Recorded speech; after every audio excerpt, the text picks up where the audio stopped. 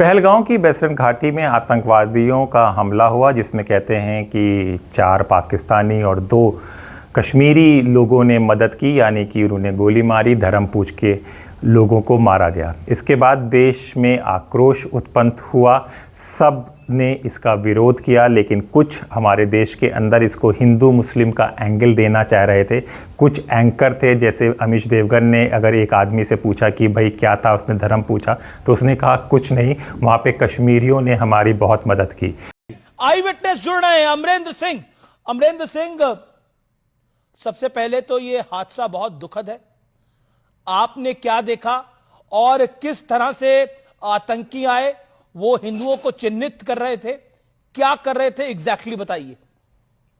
जो हम देखे, हम तो कल ही पहुंचे थे श्रीनगर, वहां से हम पहलगाम पहुंचे, फिर वहां से हमको जाना था वो घाटी के पास, तो हम घोड़े पर बैठ करके, हम और मेरी वाइफ से 2 घोड़े पर बैठे और लगभग वहां पहुंच चुके थे। 200-300 मीटर की दूरी मुश्किल से बची हुई थी कि उसी बीच में उधर से गोलियों की तरतराहट और लोगों के भागने का एकदम सिलसिला आने लगा इधर।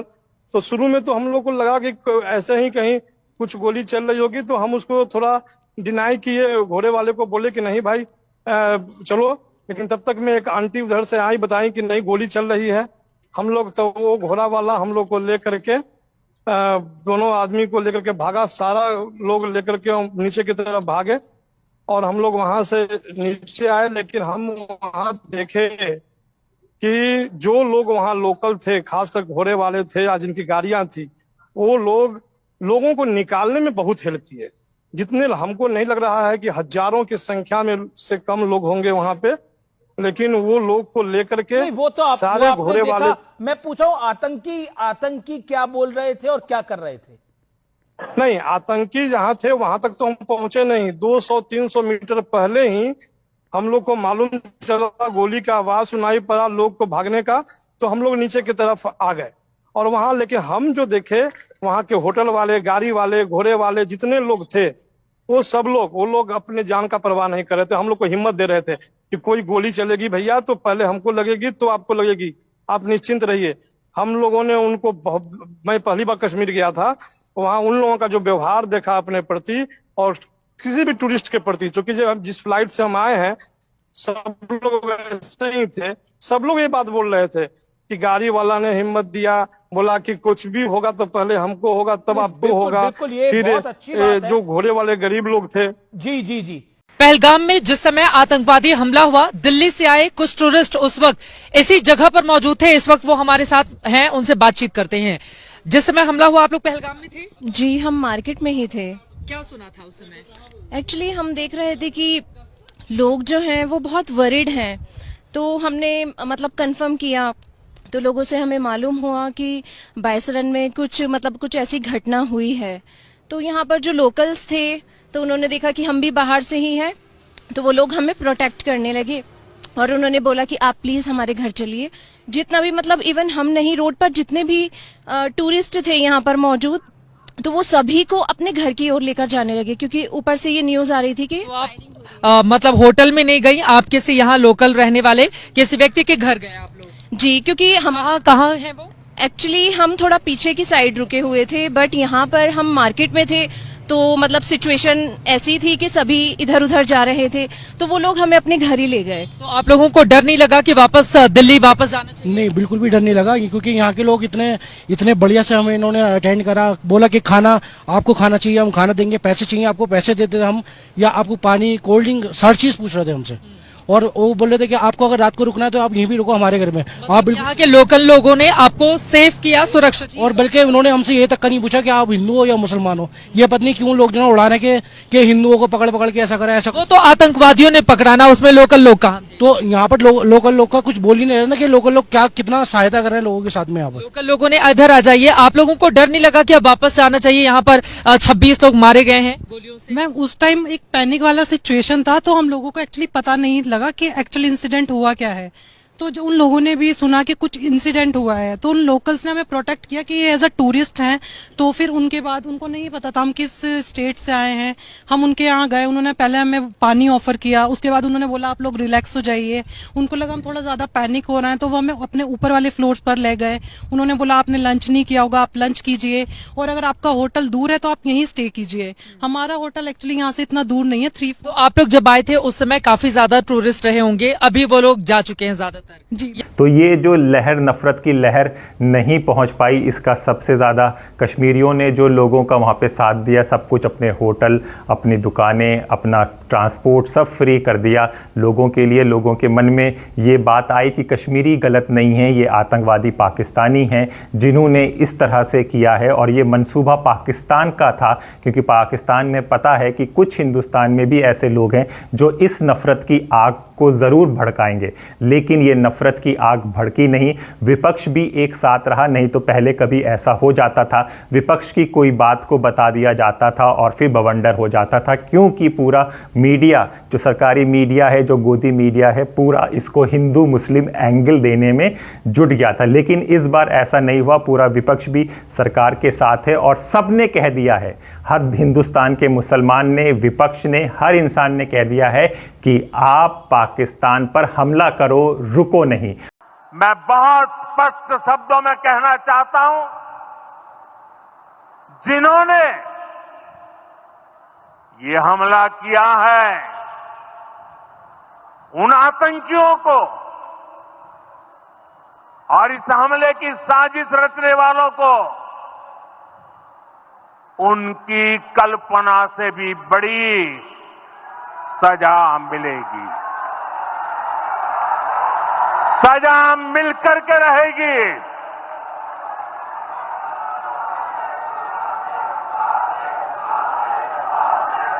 अब आतंकियों की बची खुची जमीन को भी मिट्टी में मिलाने का समय आ गया है।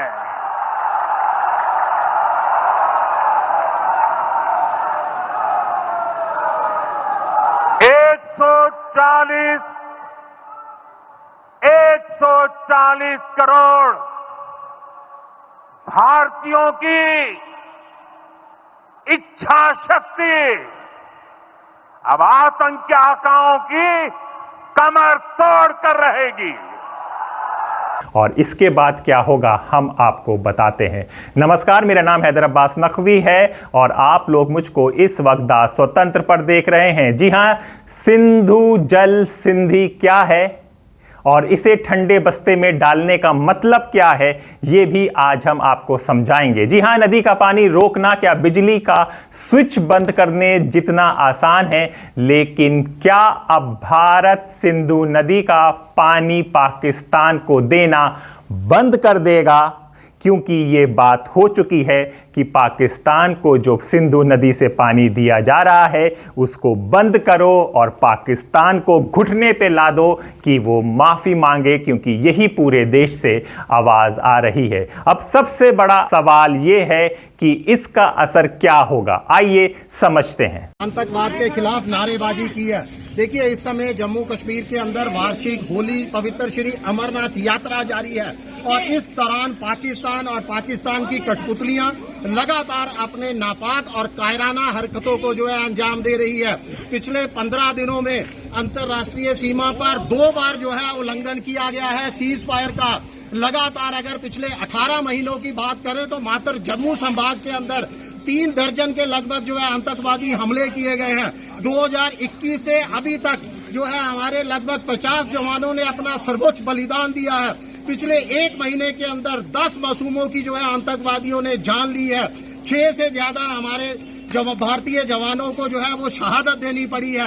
हमारी मांग है प्रधानमंत्री माननीय नरेंद्र मोदी जी से, केंद्र की एनडीए सरकार से, कि पाकिस्तान के साथ तमाम संबंधों पर, चाहे वो खेल संबंध हो, व्यापार के संबंध हो, कूटनैतिक राजनैतिक संबंधों पर पूर्ण विराम लगाया जाए। हमारी भारत की क्रिकेट टीम लाहौर के अंदर खेलने के लिए नहीं जाएगी। केंद्र सरकार को यह बयान के साथ बाहर आना चाहिए। तमाम पाकिस्तान के साथ खेल संबंधों पर पूर्ण विराम लगना चाहिए और ये स्पष्ट रूप से हमारे प्रधानमंत्री जी अपना बयान जारी करें कि जब तक पाकिस्तान अपनी नापाक हरकतों से बाज नहीं आता, पाकिस्तान के साथ किसी भी तरह का संबंध और समझौते को जो है वो बर्दाश्त नहीं किया जाएगा। सिंधु जल समझौता भी जो है वो रद्द किया जाना चाहिए। तो जो सिंधी है, जो एग्रीमेंट है, उसको बंद किया जाएगा और पानी रोक दिया जाएगा। तो ये कहां से शुरुआत होती है, आज हम इस वीडियो में आपको यही समझाने की कोशिश करेंगे। और जो भारतवासियों की मांग है कि पाकिस्तान को घुटने पे ला दिया जाए, पाकिस्तान को सख्त सबक सिखाया जाए। Government of India has taken some steps as far as Jammu and Kashmir is concerned. Let's be honest, we have never been in favor of the Indus Water Treaty. We have always believed that the Indus Water Treaty has been the most unfair document to the people of Jammu and Kashmir. Now what the medium to long term implications of this are, that's something we will have to wait to see. तो सिंधी नदी का क्या है agreement, आइए समझते हैं। 1960 में भारत और पाकिस्तान के बीच हुई थी सिंधु जल संधि। बड़ी बात यह है कि यह संधि भारत ने तब की थी जब पाकिस्तान के साथ 3 जंग हो चुकी थी। ये एक अंतर्राष्ट्रीय संधि है जिसे वर्ल्ड बैंक की मौजूदगी में तैयार किया गया था। संधि के मुताबिक सिंधु नदी प्रणाली के 3 पश्चिमी नदी सिंधु, झेलम और चेनाब पाकिस्तान को दी गई और 3 पूर्वी नदियां सतलुज, व्यास और रावी भारत को। जी हां, अब भारत सरकार ने क्या किया, ना संधि को तोड़ा ना रद्द किया, बल्कि उसे एक एबियंस में डाल दिया है, यानी ठंडे बस्ते में रख दिया गया। का क्या मतलब है ये समझिए। संधि लागू तो रहेगी लेकिन उस पर फिलहाल अमल नहीं होगा। तो ये भारत ने कदम उठाया है कि संधि ठीक है लेकिन अभी हम उस पर अमल नहीं करेंगे। पानी के लिए पाकिस्तान को एक अच्छा सबक सिखाया जाएगा। भारत ने इस पर बाकायदा CCS यानी कैबिनेट कमेटी ऑन सिक्योरिटी में चर्चा की। विदेश सचिव ने प्रेस कॉन्फ्रेंस में इस फैसले का ऐलान भी किया। In the briefing to the CCS, the cross-border linkages of the terrorist attack were brought out. It was noted that this attack came in the wake of the successful holding of the elections in the Union Territory and its steady progress towards economic growth and development. Recognizing the seriousness of this terrorist attack, the CCS decided upon the following measures. 1. The Indus Waters Treaty of 1960 will be held in abeyance with immediate effect until Pakistan credibly and irrevocably abjures its support for cross-border terrorism. 2. The integrated checkpost Atari will be closed with immediate effect. Those who have crossed over with valid endorsements may return through that route before 1 May 2025. 3. Pakistani nationals will not be permitted to travel to India under the SAARC visa exemption scheme visas. Any SVES visas issued in the past to Pakistani nationals are deemed cancelled. Any Pakistani national currently in India under SVES visa has 48 hours to leave India. 4. The Defence, Military, Naval and Air Advisors in the Pakistani High Commission in New Delhi are declared persona non grata. They have a week to leave India. India will be withdrawing its own Defence, Navy and Air Advisors from the Indian High Commission in Islamabad. These posts in the respective High Commissions are deemed annulled. सरकार अब 3 चरणों में पाकिस्तान की ओर बहने वाले पानी पर काम करेगी, तुरंत, मध्यकालिक और दीर्घकालिक। तो समझिए ये क्या बात है, आपको वो समझाते हैं। तो पहला सवाल है, क्या अभी का पानी रोका जा सकता है? जवाब है नहीं। बारिश आने वाली है और नदी का बहाव रोका नहीं जा सकता, लेकिन पानी को डाइवर्ट करने की योजना पर तुरंत काम शुरू होगा। समझिए, पुराने बांधों की क्षमता बढ़ेगी, पाइपलाइन और भारी भरकम पंपिंग स्टेशन लगाए जाएंगे, गाद हटाने का काम युद्ध स्तर पर शुरू होगा, पनबिजली परियोजना भी तेजी से आगे बढ़ेगी। सरकार की प्लानिंग साफ है, जम्मू कश्मीर को देश का पावर हाउस बनाना है। रोजगार, विकास और स्थिरता तीनों साथ साथ आएंगे। जी हां, अब पाकिस्तान की बात करते हैं। पहली प्रक्रिया में उसने कह दिया, अगर सिंधी तोड़ी गई तो यह युद्ध की घोषणा मानी जाएगी। पिछले 48 घंटे में जो मूवमेंट्स हैं, आपको याद है कि परसों जो ये वाक़या हुआ, उसके बाद पाकिस्तान ने एक स्टेटमेंट कल सुबह वज़ारत ख़ारजा ने पाकिस्तान के बयान पे इशू की।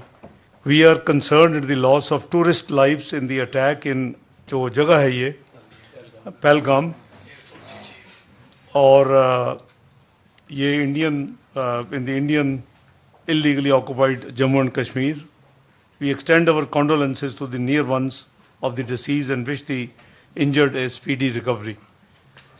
उसके बाद नेशनल सिक्योरिटी काउंसिल की मीटिंग प्राइम मिनिस्टर साहब ने कन्वीन की, और जो कल इंडिया ने जो अनाउंसमेंट्स की थी उसके हवाले से कुछ फैसले किए गए।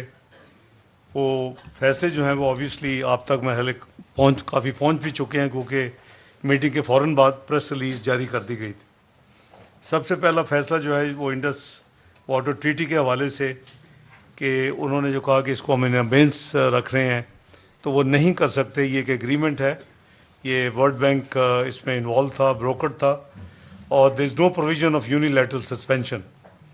तो 240 मिलियन लोगों को ये जो मुल्क है, इसमें इस तरह की कोई यूनिलैटरल जो है एक्शन, वो किसी भी कीमत पे नाकाबिले कबूल है। तो कोई कह दिया गया है कि युद्ध से कोई डरता नहीं, भारत घर में घुस कर मारेगा।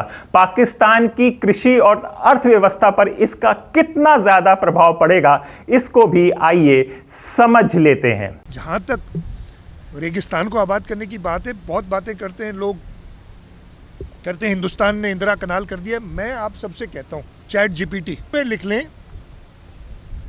कि what has been the financial या economic impact of Indira canal जो उन्होंने बनाया इन इंडिया, वो आपको पूरा कीजिए। हाँ, हुआ तो है, ज़मीन भी ज़्यादा आबादी होगी तो सही ना, पानी ले जाएंगे, लेकिन फाइनेंशियली लॉस है। वहाँ पे भी ज़मींदारों को, लोगों को तकलीफ हुई है, इसलिए अपर राइपेरियन को मिल जाता है, लोअर राइपेरियन को मिलता है। हम इस टाइप की चीज़ें करते क्यों हैं? पानी का जहाँ तक मसला है, 1945 में उस वक्त सिंध पंजाब एग्रीमेंट जो हुई थी, Sindh Punjab upper lower riparian, simple बात है, जो एग्रीमेंट हुई थी उसके अंदर जितना पानी इंडस में था वो डिस्ट्रीब्यूट हो गया था।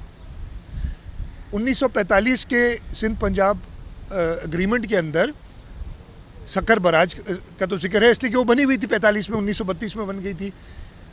गुलाम मोहम्मद यानी कोठरी बराज बनी नहीं थी, लेकिन उसका भी जिक्र है उसमें, इसलिए कि उन्होंने डिस्ट्रीब्यूट कर दिया था पानी।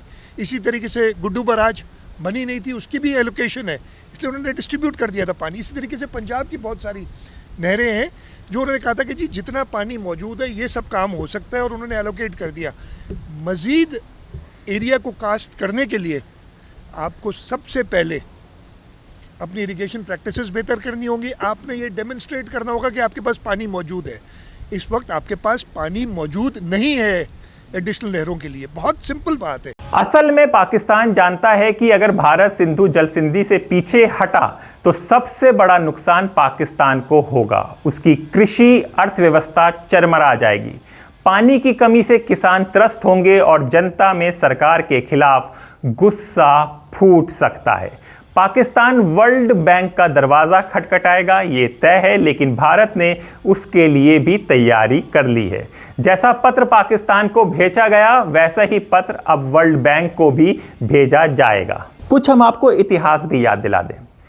याद कीजिए 2016 उरी हमला हुआ था। प्रधानमंत्री नरेंद्र मोदी ने साफ कहा था, पानी और खून साथ साथ नहीं बह सकते, और आज वही बात अमल में लाई जा रही है। तो अब सवाल ये नहीं है कि संधि टूटी या नहीं, सवाल ये है कि पानी की धार किस दिशा में बहेगी।